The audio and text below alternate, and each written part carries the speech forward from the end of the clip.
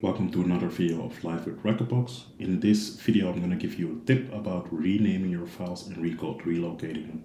In rekordbox, go to Preferences and then you go to Advanced.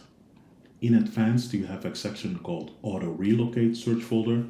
There make sure specific user folder is checked and make sure to add the folders where your music is located. Close the menu and we're ready to start.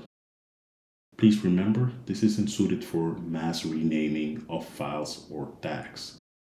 Select the song or track that you want to edit the file name of.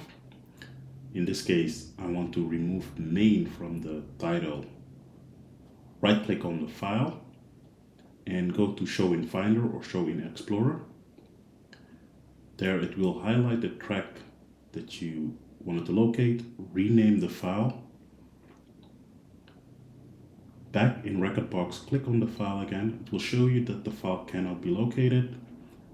Press Auto Relocate and it connects the file again based on your artist name and title, making it super easy to make those quick file name edits.